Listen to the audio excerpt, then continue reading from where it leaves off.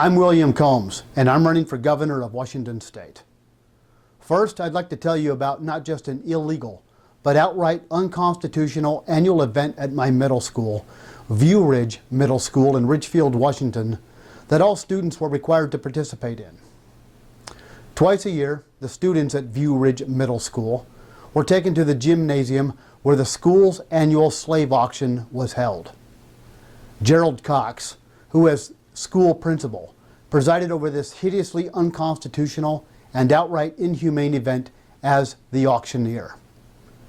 I witnessed with my own eyes the principal, Gerald Cox, not only brandish a whip, but crack it in front of the early teenage girls who were standing on the gym floor a few feet away. Those girls who themselves were awaiting their turn to be one by one auctioned off by the school's principal to boys who were trying to outbid each other as they attempted to buy the girl they liked the most. The first auction, the boys would sit in the bleachers and bid on and buy girls for money.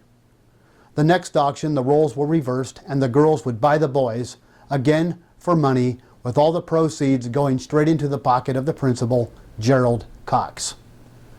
This hideously unconstitutionally repugnant and inhumane event, this child slave auction that was conducted on American soil in the latter half of the 20th century, was all done in an American school whose mascot was a Confederate soldier painted on plywood and adorned with a painted Confederate battle flag, which was mounted on the gymnasium wall.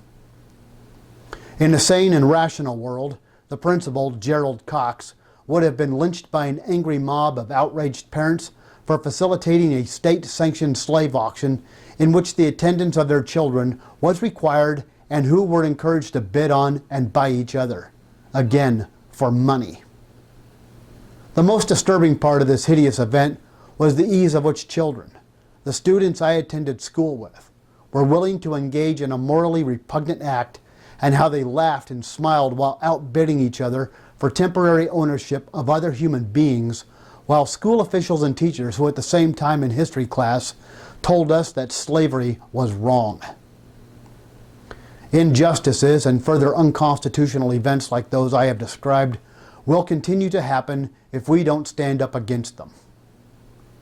We condemn the Russians for not standing up sooner to Joseph Stalin when he murdered millions of Russian citizens by ordering them to the gulags in the waste of Russia, where many starved to death. We condemn the people of Germany who didn't stand up soon enough to Hitler when he enacted the final solution and murdered millions of what was termed undesirables. Americans are condemned when our own government ordered over 100,000 Japanese Americans to be imprisoned in World War II internment camps for the sole crime of being loyal to America. We Americans have remained silent far too long in the face of the injustices that have been inflicted upon us by the political representatives we have chosen through elections to represent us in government, a government which now openly refuses to listen to us. People are scared to stand up and speak out against the injustices inflicted upon them when authority figures order such atrocities to start. I am now standing up against the widespread and systemic corruption in our government. If we do not stand up now, tomorrow will be too late to do anything. I do not want to be condemned by following generations for not doing enough to stop the corruption which is destroying us now. We, the people of the United States, have the tools in our hands to end the corruption once and for all. And it is in the Constitution of the United States itself, that document that everyone talks about but rarely reads. Article 5 of our Constitution was written for the very situation we are facing now. A government of elected officials who openly refuse to listen to the people who elected them. A few words added to our Constitution will end the corruption in our government once and for all.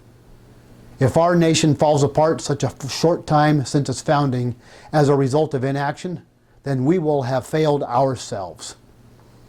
If we the people want a corruption-free government, then we have to rid the government of corruption ourselves. I have presented such amendments to our Constitution to a representative in Congress. Kathy McMorris Rogers, who, when presented with a solution to the corruption, she all but laughed in my face over such an idea, indicating that removing the deep-rooted corruption didn't meet the requirement of being good enough to be included in our Constitution. Ladies and gentlemen, I am choosing to stand up now to fight the corruption in our government. If I am not elected governor of Washington, I do not want to hear anyone complain about corruption in government or corrupt politicians ever again. My name is William Combs, and I created this message.